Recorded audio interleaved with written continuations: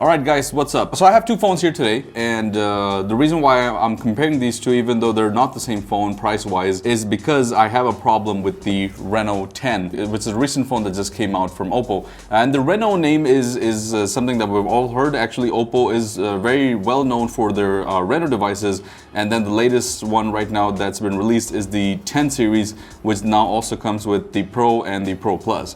And the reason why I have the Realme 11 Pro Plus is because I'm gonna kind of compare it and show you guys the striking similarities that these both come with.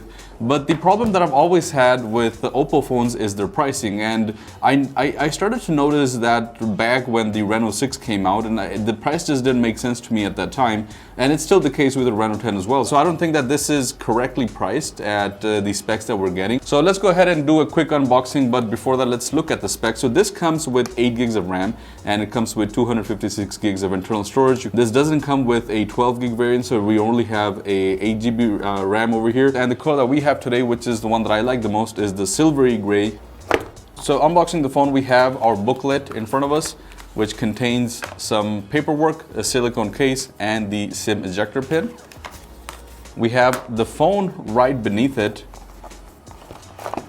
which I'm going to put to the side. And we also now have our charger and the wire. Now the reason why I have the 11 Pro in front of me is because I also want to show you guys the striking similarity between these two. So even though these are completely different phones, I just want to show you something. What do you see? What is different? They're pretty much the exact same. They use the same charger as well, so it's a super Volt charger. The plus side on the Realme is that this comes with a 100 watt charger, and the Oppo comes with a 67 watt fast charger. We get the same USB-A to USB-C cable, the same one as well as on the Realme. So not only is the unboxing experience the same, but even the design of the phones is pretty much very similar. So let's go ahead and talk about that and look at the phone. So looking at the phones like this, is really impossible to tell which one is what phone. So even like this, you can't really tell which one is the Reno and which one is the Realme. If you look at them from the back, then yeah, it's you can tell them. But apart from that, they're pretty similar. So we have the volume buttons here on the side. This one is a little bit highlighted with kind of like a green color. And we have the volume rocker on the same side as well.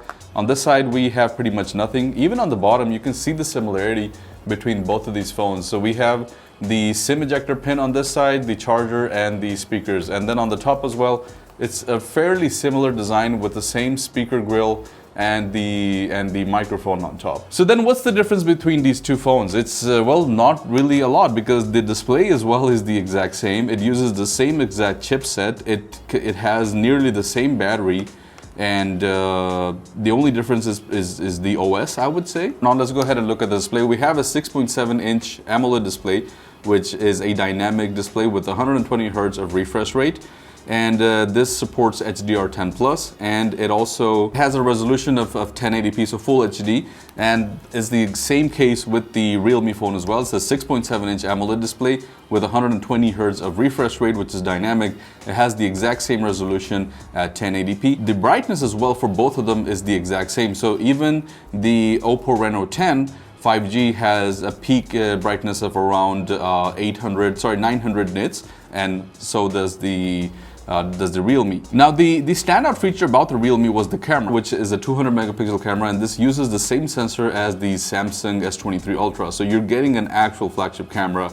And this phone, the Reno, is also known for having a good camera. Oppo are known for having good cameras as well. And we have a 64 megapixel here main camera, and then we also have a 32 megapixel telephoto lens, which is used for portraits, and it's known to take pretty good pictures. When it comes to the build quality, yes, I would say that the Reno is a little bit better. It has a plastic frame, but it has a glass back here, which is different from the Realme, because this is a full plastic frame and a plastic back as well, with only glass on the front. Now when it comes to the battery, the Oppo Reno 10 comes with a 67 watt Super Vogue charger.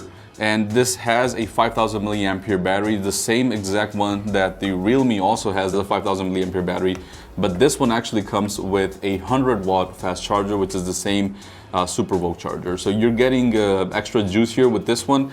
Battery life is going to be pretty much the same because the display is the same, the performance is the same, the chip is the same, so you're getting about 17.5 hours of video playback. Another area where the Oppo takes a better place is the SIM card. So this does support dual SIM, but it also has space for a micro SD card if you're wondering. This comes with a 128 gig version and a 256 gig version, and this is the 256 gig version. So if you want to expand it, then you have to use the external memory option. So you're able to do one SIM with the micro SD or two SIMs with no micro SD. So it's kind of like a hybrid model. Now, if we talk performance, you can see the numbers right in front of you, and the Oppo Reno 10 comes with around 497,000 points, so around 500,000, which is lesser than the Realme 11 Pro Plus. And the funny thing is that both actually have the exact same chip. So this one also comes with MediaTek's Dimensity 7050 chip, and this one also has the exact same chip.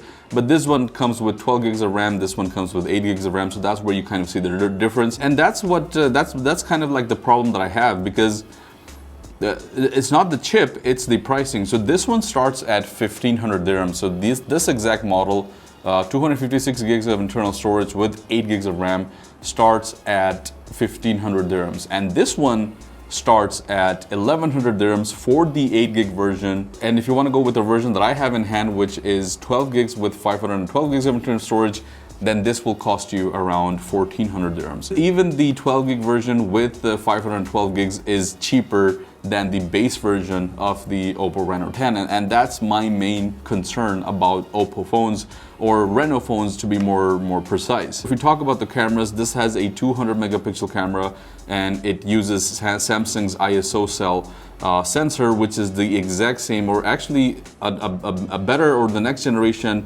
of the same sensor that's used on the S23 Ultra. So this is actually a flagship level camera. It's not just acting to be a flagship, it's actually a flagship camera. On the other hand, you have a 64 megapixel camera, which is amazing on its own. I'm not complaining about the camera quality, but if you look at the pricing, then this is better value because you actually get flagship specs, or at least one flagship spec. The camera, when it comes to the quality, as I mentioned, it's not bad at all in any way. The selfies as well are pretty good. So Reno is known to beautify your selfies, and it does the same thing here.